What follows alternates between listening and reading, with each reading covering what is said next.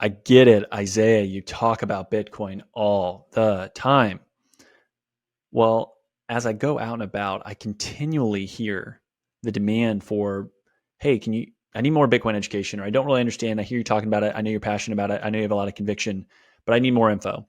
And that's where Bitcoin for Vet Med really came from, was taking, hey, the 10,000, 100,000 hours of time that I've spent and distill it down into bite-sized courses and walking you through of getting a foundational why, a little bit of understanding the technical side of Bitcoin, and then how to grapple with the fear, uncertainty, and doubt, and just the things that you hear throughout the media, and giving you the ability to up your Bitcoin knowledge to go from zero to hero and feel a lot more comfortable saying, okay, this is something that matters, and I want to take some of the value that I create and save into Bitcoin. So head over to bitcoinforvetmed.com or click the link in the show notes. We all know as a practice owner, one of the last things you want to think about is tax planning and strategizing for your practice. In addition, the long list of tasks on your radar, it's really hard to do everything. You have to find a trustworthy team of experts that understands the unique and specific needs within veterinary medicine. My suggestion would be my friends at Granite Peak Associates. Granite Peak is an advanced tax planning and veterinary practice advisory firm who has spent many years working within vet med. Their team works year-round to make sure you're able to maximize your profitability while also minimizing your liabilities. Whether you're in the process of purchasing a practice, looking to grow your practice, or transitioning towards the sale of your practice, they are the experts to help guide you through. What makes them different than other firms is their devotion to proactive tax planning. By thinking into the future and creating long-lasting relationships with their clients, Granite Peak can help minimize the amount of taxes paid over the course of many years to come.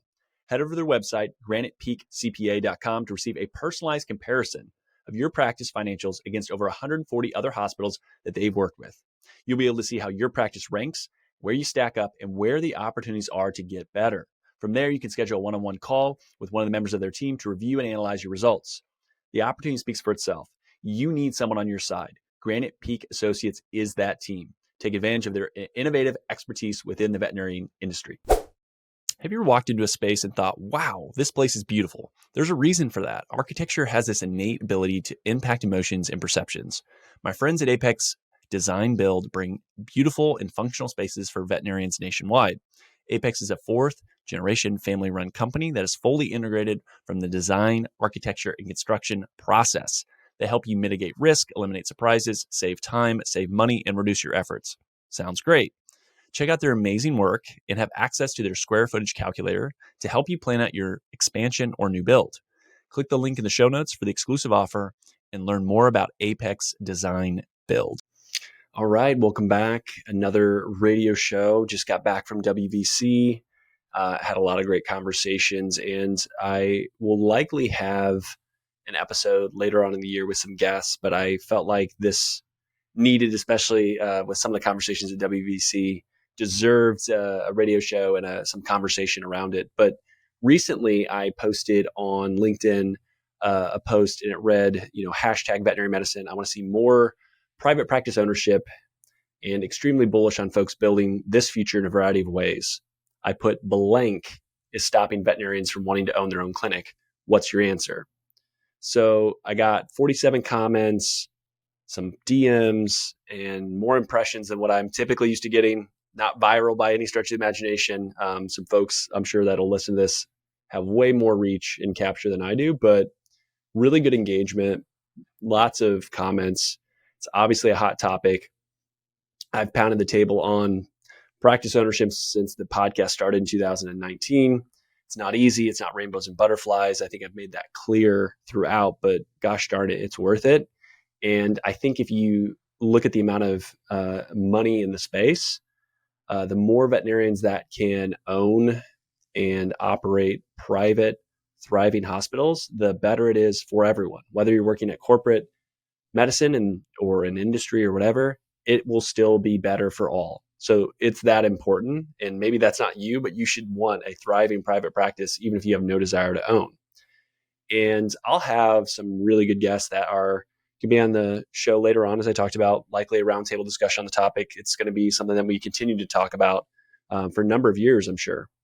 That being said, I'm extremely optimistic about private practice ownership and the different models that are being created, the offerings, the people that are doing some really cool stuff, some that's been announced, some that hasn't, some that's coming, ideas that people are, working on and building behind the scenes. It's incredible. And it's all around equipping and helping out from a private practice perspective. And I'm so excited for what's to come. Now, I kind of had hinted in another radio show, I have something that I've been working on to help with this. Again, I think there's going to be lots of different models. There needs to be different avenues. There's going to be those type of things. So with that, the main themes of what people commented on, and I want to go through them, and I'll have some comments on those comments, right? But what I saw were basically 6 things were the common themes out of those 47, and then sub comments and all these different things. I try to boil it down, distill it down into 6 things. And what they were was fear, lack of knowledge or guidance. Some called it mentorship as well. Vet school debt, generational shifts in veterinary medicine, the costs or money, and expectations, stress, and basically work-life balance. So I kind of tied those all together from that standpoint. And I want to start with fear. And there was a handful of comments that I really, really agree with. I'm not going to associate and put names necessarily on the podcast. I'm going to link to the post. You can see it all. It's all public, but I'm not going to, shout out, hey, so-and-so said this, right? I'm just going to read what they wrote for the most part. So fear. One person put the marketing by groups/companies that starts in veterinary school and continues during the early stage of veterinarian careers. It drives a message of you can't own and delivers lie after lie to them. I agree. I think we've had some guests on the show. I've talked about it. I think the vet schools, for the most part, are on the take when it comes to large corporate medicine. There's a lot of funding by big companies, and there is some motivation to encourage, like, hey, just beat it out of you, right? You don't want to own; it's too hard, which I think comes back into play with some of the other comments, which is this misinformation and fear. Another comment. Misinformation at schools where it starts. This is a separate comment. We have to empower these young people to keep the voice, power, wealth in the hands of veterinarians. Again, couldn't agree more. Another comment said definitely misinformation, fear, and risk. Another comment, the fear of the unknown, the fear of failure, the fear of feeling alone. Another one just put fear. Risk, the stakes are higher for this generation of vets considering practice ownership. And they put the visibility of success or failure. I want to go back to the comment that talked about the fear of feeling alone. And I think this one is interesting, and it does kind of build on that mentorship piece as well. But even if you are a solo practice owner, and I know there's not as many folks that are interested in that today, I think you can still thrive doing it. I think there's really good business models that will work. You can find community doing a lot of different things. I think social media, for all its flaws, is really fantastic about this. Being involved in things that are non-veterinary related, right? Have other passions or interests, have a community. It doesn't have to always be in vet med, but that feeling of aloneness, that can be solved for. And there are lots of individuals and there are lots of organizations. And to me, it's like, shoot, there's so many organizations out there for private practice owners, for people to get connected and talk and brainstorm. Because again, if I'm a veterinarian and I'm a business owner, there's lots of you out there, and the knowledge sharing that you can all have is super powerful. It doesn't have to be, a mastermind. It can, like, that's worth paying for. It can just be people that it can be classmates. It can be, relationships across the country that you connect and you jump on a Zoom once a month and you just have conversation about life and work and these different things. So that should not be the fear. It shouldn't. I get it that it's real, but it shouldn't. There are lots of ways to solve for that. I think the idea of fear of failure is one that's really important. And I mean, I'll be honest and open. I think I've started 5 different little ventures that I've just kind of shut down because there was no interest. So I talked about like the Bitcoin for DVM. I was like, hey, I've heard people want knowledge around Bitcoin. I'm going to create this course. I'm going to put it up there. It's going to be inexpensive. People can buy it, learn, and they'll buy Bitcoin. And failed. No one used it, right? And I'm happy to say that's fine, right? Not that it's not important. I just don't think folks are ready. And also there's a lot of good free resources that kind of came out right after that, where it was like, this is actually better. You should just go do this. And so it's fine. Pack up, move on. I get that's a much smaller scale than buying a business. But there are lots of stories of super successful, right, entrepreneurs that failed at several ventures before they actually made it work. And the fear of failure, when you think about that, you can always go work for someone else, right? Recruiting in veterinary medicine right now, finding good veterinarians is so hard. If you go out and do your thing and it doesn't work, you can always go work for someone else. There will always be those roles for you. Maybe that's not exciting. Maybe that's kind of an ego check. But if you don't try, it's always going to be a no. So that fear of failure, like that just encouragement piece, I hope the podcast over and over, you hear guests, you have these conversations, you hear folks, that's ultimately kind of the goal of what I'm doing is like, just crush that stuff, get rid of it. You can do it. There are lots of people that have come before you and lots that'll come after that are not as intelligent, not as talented, and are going to be very successful in spite of all that. And so can you, right? And really important not to let that get so in your head, because I'm sure there's lots of people, whether you know it or not, that are like, dang, so-and-so, like they would do fantastic, or you've accomplished a ton. And if you've gotten through vet school, you're obviously a very bright individual. In the fear of the unknown, you can be 80 years old. And I've said this on the podcast. You will never know everything about business or veterinary medicine, clinically, business-wise, and you can let that paralyze you. Or you can say, you know what, I'm never going to know everything, but to hell with it, I'm still going to go forward. I think that's important because you learn by doing. You can read, you can listen to this podcast and do all kinds of things. Action is what changes. Having ideas is one thing. That's great. Lots of people have ideas. Very limited people take action, actually do something. So by doing, you will learn and you will get ahead of others that just think all the time. Someone can be really bright, right? I went to school with some people that are extremely bright, talented, and you know what? They don't do anything. They can talk, they can tell you how smart they are, they have all the book knowledge in the world, but they don't do anything. I don't think I'm, next level from an intelligence perspective, but you know what? I'm not afraid to go do things and it not work and just be like, we'll try something different. That's part of life. And it's one of those things where I get it as a veterinarian, like it's always been highly academic. You've had to be the top. You've had to be the achiever. You've had to get the grades. You've had to do these different things. And all of a sudden it's like, I have to know everything before I take this leap. You don't have to. There are people that are there to help. And I think that leads into this next point, which is the lack of knowledge or guidance. And I want to read some of these different comments in it. The first one is, I think it also comes down to lack of an advocate or guide to help doctors see what's possible. Ownership is very possible with the right motivation and direction. You don't have to be an expert to start. You'll learn along the way. Bingo, perfect, chef's kiss. I love that comment. It's so true. And you'll learn a lot by doing. Another one, lack of support also plays in. Legit why I launched my mastermind. I've got a startup owner in there learning from 2 established practice owners, and I can't wait to see the effect that has when she launches. Love that, right? Learn from people that are doing what you're already wanting to do. Hey, they're a couple steps ahead. Learn from them because they probably, scraped their knee and got some bruises and battle scars. Like, just learn from them. And so many people are willing to give you time if you ask and you reach out and you want to learn from them. And if you can help in any way, return the favor, right? There are lots of people that want to pay it forward. Do the same thing to those behind you.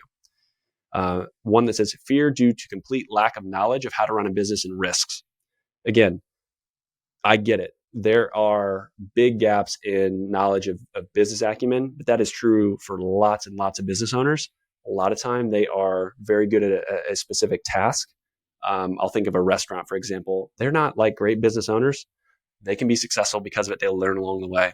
There's lots of small business owners that, are really good at a skill, not necessarily the business side. And you know what? They adapt, they learn, and they have partners and they outsource it. They hire good people to surround themselves with. And I think that's where you hear the concept of, hey, get a team, find people that can help support you. Another one here, I love this comment, mentorship from faculty to go into private practice was a thing back decades ago. I think the corporate influence over academic experience and there's less interaction towards private practice is what I see as well.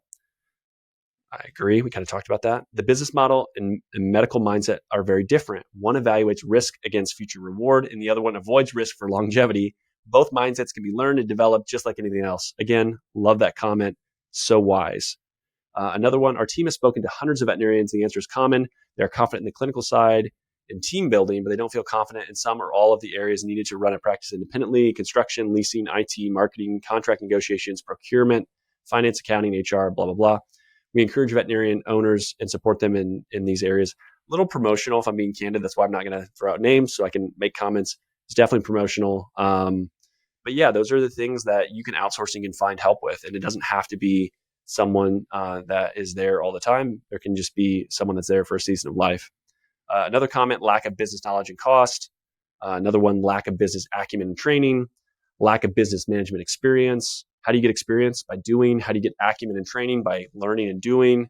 Some of the stuff you have to learn by doing. There are many factors: uncertainty, work-life balance, finances, not wanting the business side of things. Another comment. A lot of doctors also do not want the business side of owning a hospital. They want to practice medicine, not run a business. Trying to staff a hospital right now, doctors, technicians, receptionists, it's a full-time job in itself.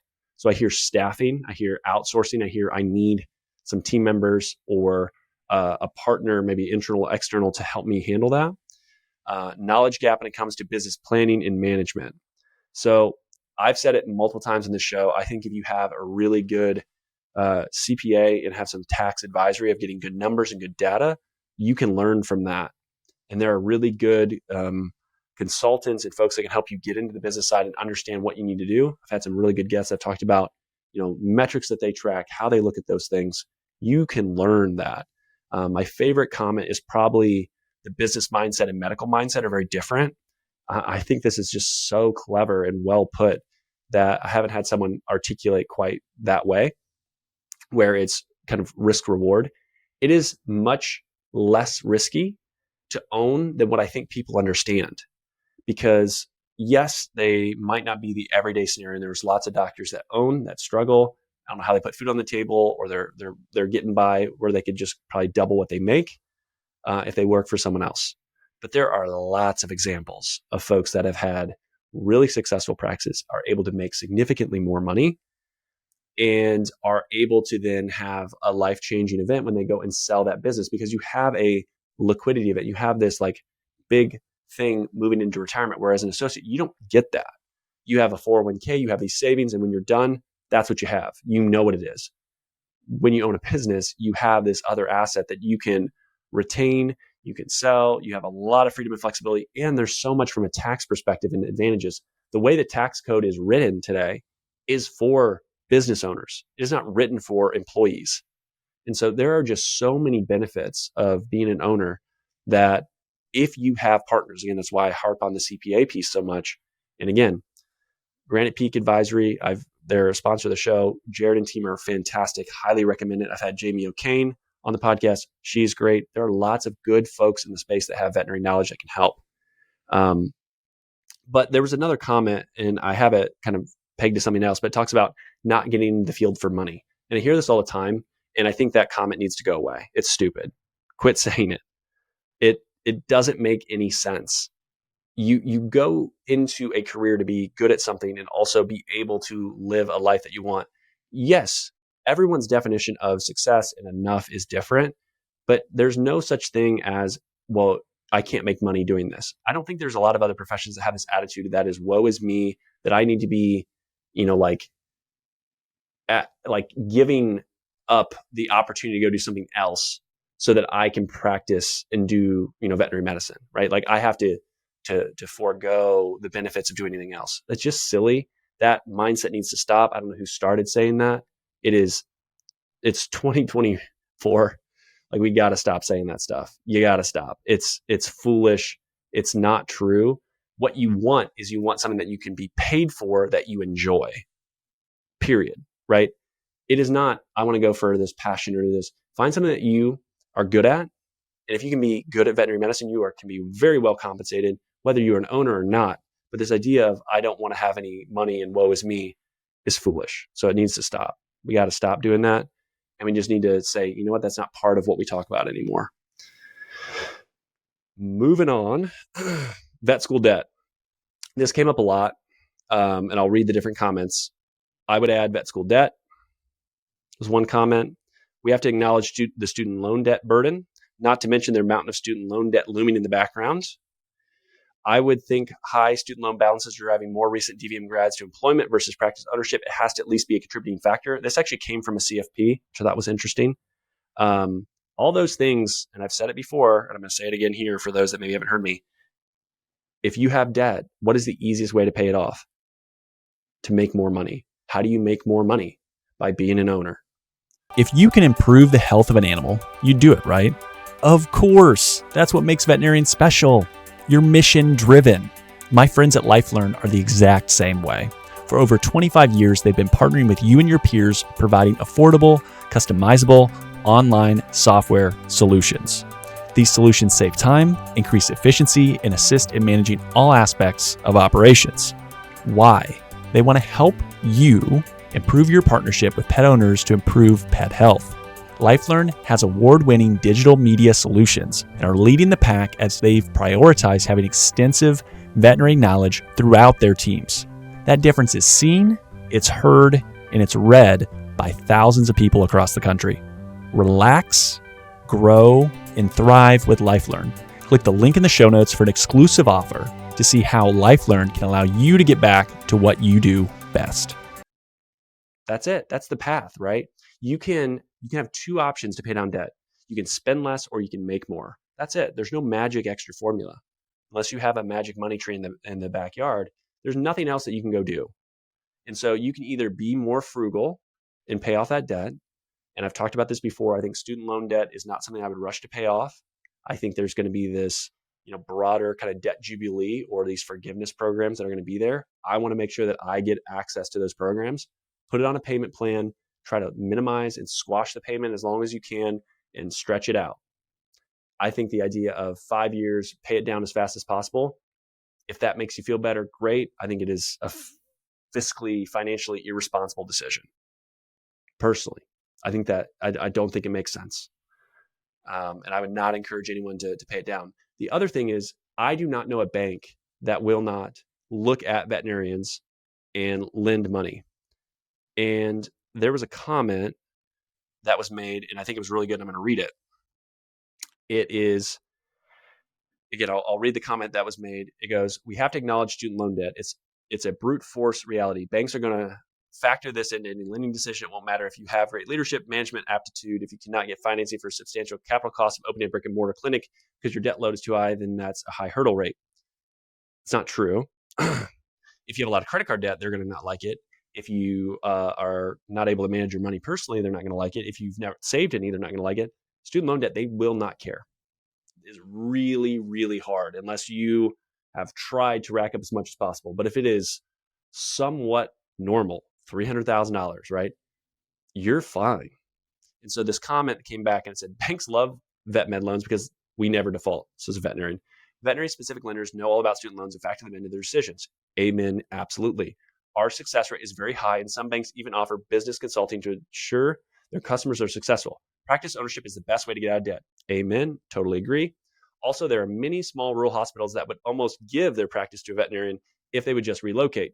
Again, amen. We talked about that with By My Dad's Veterinary Hospital episode recently with Dr. Jeff and Liz. And then the initial commenter put, Roger that. I was also speaking to the cumulative psychological impact of debt, which I think is fair. And a little bit ago, I just said, hey, I would stretch out the payments. And there is that psychological impact of debt. And I think it is something that is a lot of times tied to how we were raised. And so it's a mental hurdle where people are like, debt is bad. We live in a debt-based economy, right? Credit is what drives, more debt is what drives the economy today. And as much as that, I don't like saying that, that's the world we live in. So to be debt adverse is to basically push back against like the stream of what the world is that you're living in. So it's hard to do. And they put, I'm in the debt is dumb camp. And if you have high student loan debt and have a business loan debt as well, that may impact your ability to secure a home mortgage. So now they're changing it to a home mortgage, which again, I'll give them a little bit of a break. But yes, I mean, there is some extent on a home mortgage, but if you own a business and it cash flows and you make more money because it cash flows well because you purchased a business or you started a business, yeah, if you started a de novo and you have a bunch of debt and you aren't truly profitable yet and you're just getting started, hard to get a home mortgage. Totally agree. You buy a cash flowing business that already is putting money in your pocket, the mortgage is not going to matter. Like you can get a mortgage on that. And I think it's, again, there's a lot of this, like what I would call misunderstanding or misinformation around lending. Banks will compete for your business. SBA loan rates are 12% right now. Vet loans, 6 to 7%. There is a reason that vet loans are carved out and get special rates. Again, person talked about it. Really good lenders know this is great business. They want your business. All right, next one is generational shifts in veterinary medicine. Not used to talking as much because I'm having a guest talk a little bit more. So this one I think is interesting, and a lot of the comments we'll get into, but yeah, let's just jump into it.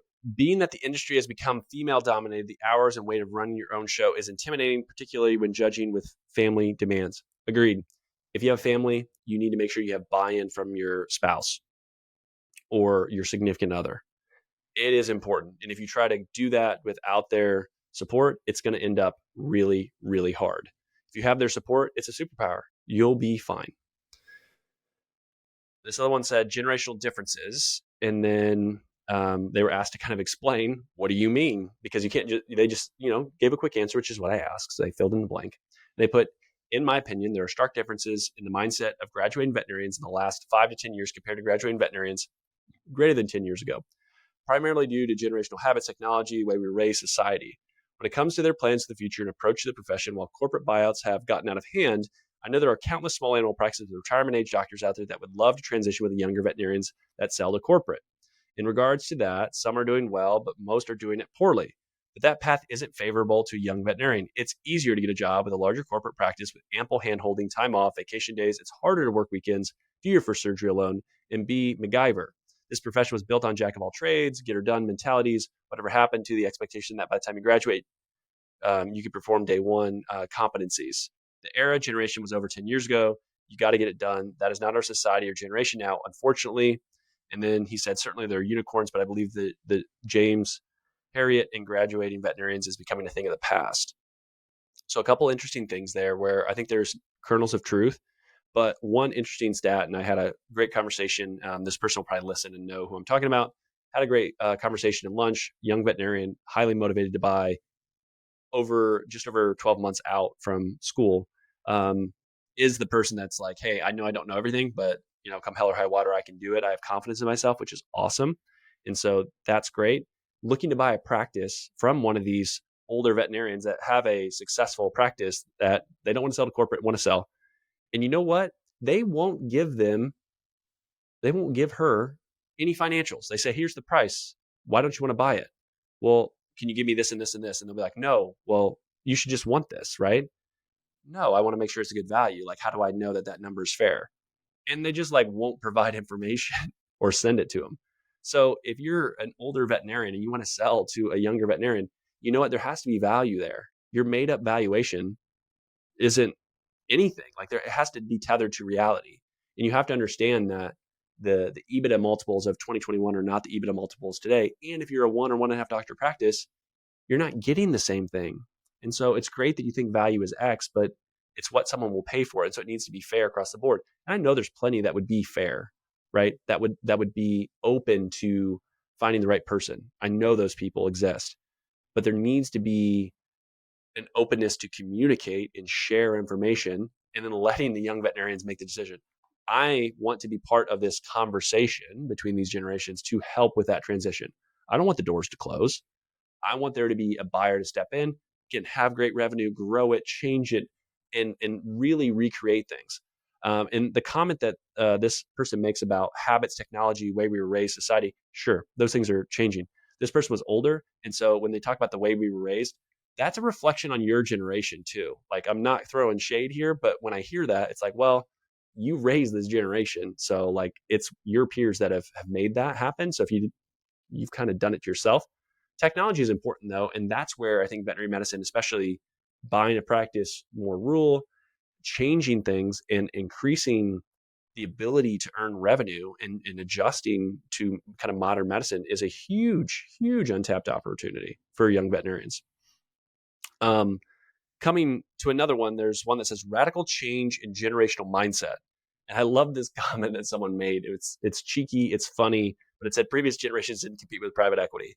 I would agree. And there's a reason, and I have a post on this as well, why private equity and why, the multiples and the costs of everything have gone up. I'm going to save that for a chat here in a little bit when we talk about costs.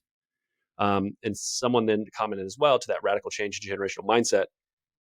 In the 12 years alone that I've owned my practice, things have changed so much with the complexity of the practice, client experience, and cost, along with social media, which can be helpful, but also personally another consideration to handle with regards to our wellness, creates a more intense landscape. The mindset that I started with 12 years ago would have never been enough to keep me going today. So the mind shift definitely plays a factor, but more because the expectations are higher now and the old way of doing things isn't tolerated anymore. I think it's responsible for new clinic owners to carefully consider if they are prepared mentally for the challenge before jumping in. Thankfully, there's more and more support available, so I don't think we'll see more private practices opening. Oh, she says, I do think we'll see more and more private practices opening as time goes on. But I agree. Like, you can't say, well, it used to be this and this generation did this way and it should be the same way. It's like the world has changed. So it is going to be different. And that's normal. Every generation thinks the people underneath them suck and are lazy and bums, right? And then it's all of a sudden, somehow it all kind of works out.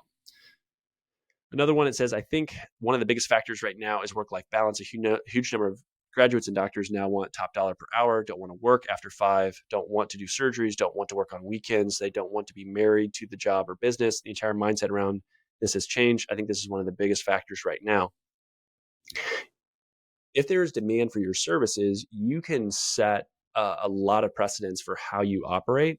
And it doesn't have to be done where you're working weekends or after 5 o'clock or these different things. Now, I think there's opportunity to be different than everyone else in your area. If there's, like competition, being open on a Sunday or being open late a day or something like that to allow yourself to, accommodate who you're trying to serve is important. But this idea of no one wants to work, I don't buy that. I think there are people that fit that, but that is a broad generalization. The cost of doing it is one that get brought up. And so I want to hit on those because one says cost. How do they afford to purchase a practice when the acquisition companies have inflated the prices? Yes. How have they inflated the prices? Everything is inflated. This is not a vet med phenomenon. Every small business. So I've looked at small businesses for sale for a long time, and the multiples that they sell at are much higher than they used to be. Why? Well, money was cheap for a while, so it bid up the prices artificially low. It was manipulated. The money is broken. I've talked about this on this podcast forever, right? And so how do you normalize that? Well, the way you normalize that is higher interest rates and people have to fail. And also, if you're a younger veterinarian and you're wanting to acquire these things, saving in better money. That is AKA Bitcoin. I've talked about it ad nauseum. There is a playbook for the prices of vet practices is going down and priced in Bitcoin. It is going up priced in dollars. So you pick how you want to save, but it can get cheaper if you want it to. The opportunity is there. You need to educate yourself. That's why I talk about it. The cost of real estate going down in Bitcoin terms. It's up to you to be educated on it. There's plenty of information on this podcast. You can reach out to me and I'll talk to anyone about it, right? It is one of those things where the tools are there. And if you just, shout into the void that everything's too expensive and it got bid up, yes, it is hard. You're still not going to compete with private equity that has the ability to buy a practice for, $5 million when you can get a loan for 900, right? I get that. But what it will do over time is the world is getting repriced and you want to be owning the asset that it's getting repriced in. The next comment, the amount of money needed to borrow is much higher than it used to be. Why? Why is the money much higher? Because we live in a credit-based world where we increase the money supply when we create new loans. It's not from deposits, right? They create new money. And when you create new money, that creates inflation and the cost of things go up, especially the things that we really want. So yes, that is always going to happen. That's why you see these, old Sears catalogs that you can buy a house for $25,000 in Chicago, right? It's crazy. Why is it not that way anymore? Well, the money is fundamentally not tethered to anything, and we create it ad nauseum, and we created 40% of all the US dollars that have ever existed in 2020 and 2021. So yes, they are going to be much more expensive to do anything. So it is hard to open a facility. The standard of care to compete with practice down the road has to be open for years, collecting equipment, technology, people, and resources. Yeah, I mean, you have to invest in an offering that is competitive to provide a standard of care. Completely agree. Those costs have gone up. Another one, doctors who want to own their own practice can't afford what owners expect to get what corporates offer. And it's only gotten worse since COVID when the hedge funds and all got involved with trying to buy hospitals. Agreed, let them buy them. But you know what the key cog and the key factor of running a veterinary hospital or clinic is? Veterinarians. So if you can't attract and retain talent, eventually you're going to close. And I think we're going to see that. The pendulum has swung so far one way, it is swinging back the other way. And that's what my conversations that have me so fired up, and maybe why I wanted to record this from WVC, like talking to successful operators that are doing some cool things. Really, really optimistic. It is changing, because if all the talent is leaving corporate medicine, or a lot of talent is leaving and doing their own thing, and there's reasons for that, you're going to start to see corporate medicine struggle. And there's going to be locations that cannot sustain themselves. And when they're able to borrow at low money, they can lose money a lot longer. Now, as rates are higher, so interest rates are higher, they can't afford to do that anymore. And so they're going to have to say, hey, Mr. and Mrs. Investor, we had to close some hospitals so that we can, return capital to you. That's what happens. So you as a private practice owner are playing a different game. And then lastly, the comment I made earlier, not getting in this field for money. I hate that. I do not like it. You can do a lot of things in veterinary medicine and have a really good living that is higher standard of living than the average American. And so I think it's all about perspective too. And I think a lot of people need to just understand that perspective a little bit better. Expectations and stress was kind of the last one. And this I thought was really good. A couple spots where there was one on not being able to find labor and burning out was a comment. And the other one, unobtainable expectations from everyone, clinic, clients, staff, vendors without adequate supports. This to me seems like a comment that is a lived experience, which again, I'm not going to necessarily call out people and put names behind it, but I think it's a very heartfelt and profound comment. And those unobtainable expectations, you set those expectations as an owner. And so you have to make sure that you're very thoughtful in how you curate the environment that you work in. And so if the staff and the vendors and the clients all have unrealistic expectations, that seems to be a reflection on the individual that set those things. We all want to do a great job, but you are only human. So it's really, really important to say what you can do and what you can't do. And you can't say, yes, I can do that to everything, because you will get into that point of frustration, burnout, and feeling trapped. And that's not a good spot to be. Another one talked about there's a risk of one mistake in cancel culture, the internet grinding a business to halt with a single viral post. I'm not as worried about that one anymore. I think, yes, there's been a lot of criticism and a lot of stress with posts and different things that people will say. There are always going to be trolls. There's going to be people that are just nasty to be nasty because I had a bad day. But I think cancel culture in general swung way too far. We've seen it, and we're starting to understand that there's just a lot of nasty, bitter people, and they probably just aren't well fitted for, your business. And that's the kind of way that you have to approach it. You know what you stand for and what you did. And if you made a mistake, you can apologize. You can be very forthright in it. And if they can't live with that and they're going to go and try to cancel you for it, let them do it. There's going to be a lot of people that understand and respect what you do. And I don't think that that's a reason not to own. And that's a risk, even if you're an associate too, because you could lose revenue that way. So the last thing that I'll close with is maybe more of the financial side, just because, hey, it is me from that standpoint. The difference between owning and being an associate, if done well, and that if done well is very important as a qualifier. But I think there are plenty of partners that can help you with that.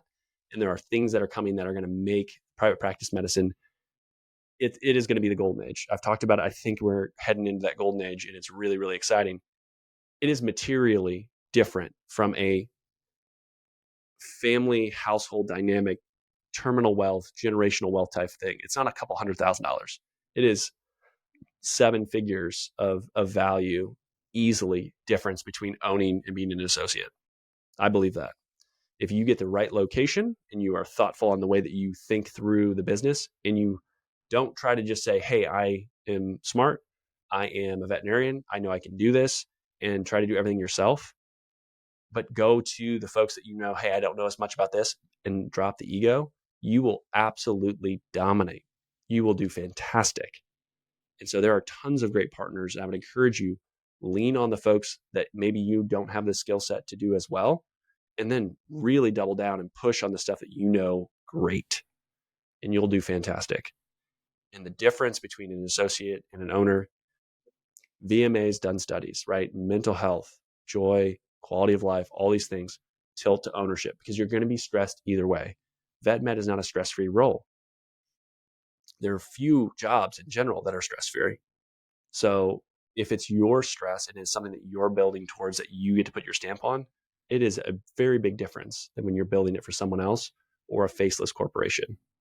The mission matters. And when you're working towards a mission that you care about, and you can make more, and you can do the things that you want to do, I think that is a recipe for a really, really great career, and one that's a lot more enjoyable. So with that, thank you for everyone. If you're listening to this, then you made a comment on the post.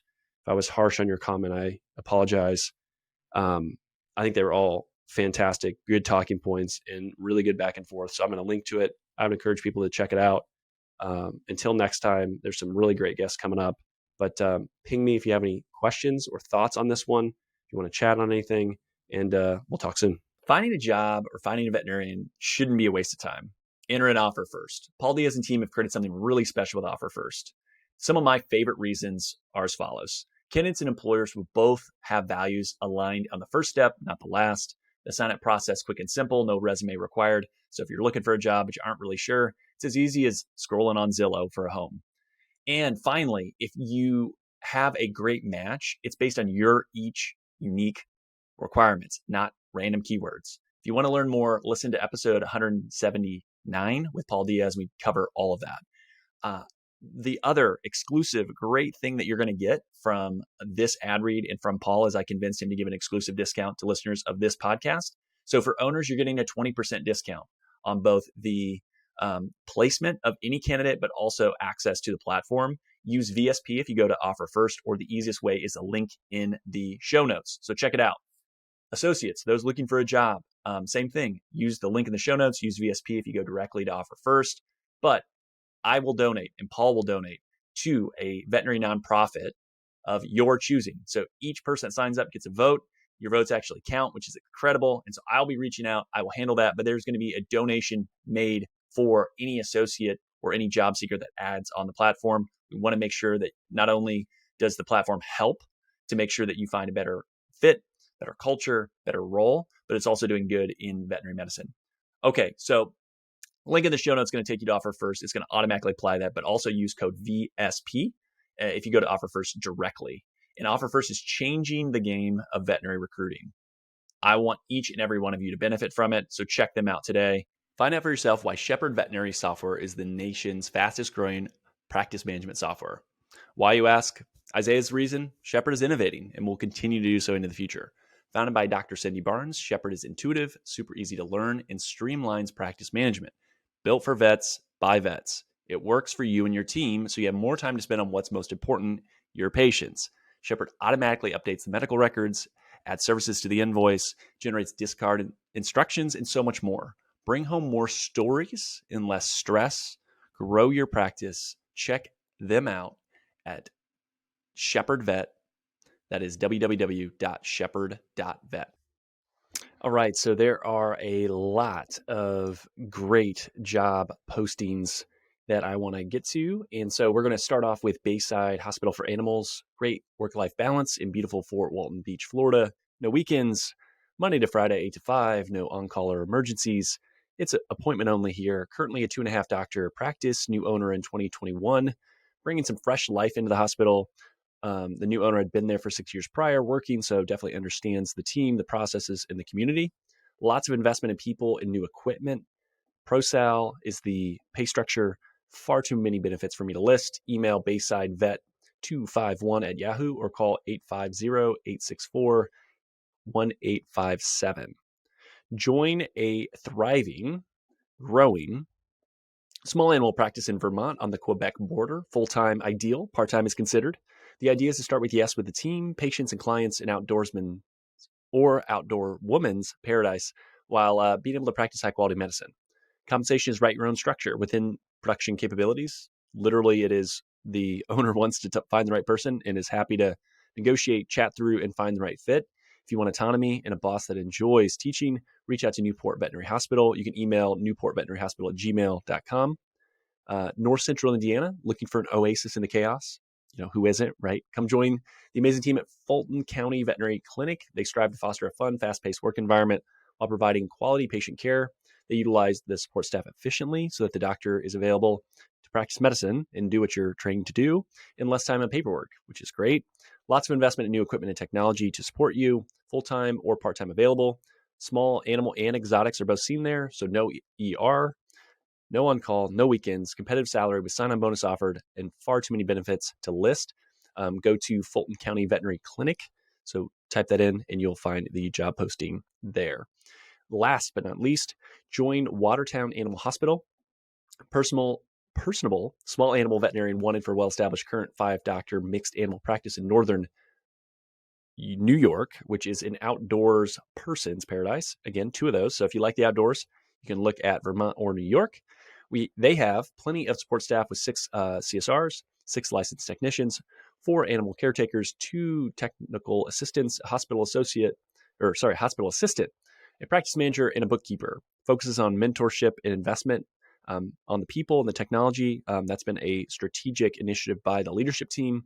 No on-call, 24-hour ER less than an hour away. Salary based on experience, but no less than $95,000. Can be straight salary, pro-sal considered. Want to discuss that with the right person. Tons of benefits. Again, too much to list. Please reach out to watertownpetcare.com for that option as well. So again, if you find a role or a job or talk to anyone and it helps you in any way, I would love to hear that feedback. So please reach out. Let me know what you're able to do. And I will continue to post these. So if you are an owner, reach out to me, let me know. And we'll go from there. And until I hit a capacity of I can't keep recording these, I want to let people know who are high quality owners around the country looking for great help. So with that, we'll talk soon. Thanks for listening to today's show. The comments made on today's show should not be taken as investment, tax, or legal advice. All comments are for educational purposes only. You should talk to your professional team before implementing anything. If you want or need financial advice, my day job and not podcasting is helping veterinarians grow their net worth. Our team is taking new clients, and we are ready to talk to you at any stage of life. Come as you are. I always say bring the mess, right? Like if things are unorganized, that's okay. There's no prerequisites to become a client. Isaiah Douglas is a partner at Vincier Wealth Management. Isaiah is a registered investment advisor, registered with the SEC. The biggest compliment you can give me in the podcast is to share it with a friend. Reviews help the show get found, and Apple Podcast is the platform that is predominantly used for people listening to the show. If you have 3 minutes, love the show, head over to Apple Podcasts, give us an honest rating and review. It helps more people find the show. Also, the new YouTube channel is up, and I'd love to have you subscribe. Vainly, I want 100 subscribers at least. Lots more, obviously, right? But I get a vanity URL if we get to 100. That would be great. It makes it easier to find the YouTube channel as well. For all of today's links, information, head over to the veterinariansuccesspodcast.com. There you can subscribe to your favorite podcasting platform. It'll be a link to that YouTube channel I just talked about. You won't miss any other episodes, whether you list on Spotify, whether you have some other ancillary podcast platform. Please like, subscribe, all that stuff. It certainly does help. I appreciate it. Finally, if you want more information, insights, want your voice to be heard, want to share ideas for content, say, hey, Isaiah, I want you to have this guest. I want you to talk about this topic. Go over to the Facebook group. So you can search for the Veterinarian Success Podcast on Facebook or head over to veterinariansuccesspodcast.com, scroll to the bottom about your host, click on the Facebook icon, and that'll get you in the group. But thank you so much for listening. It means a lot to me to be able to see the podcast grow and continue to impact people. So with that, until next time, we'll chat soon.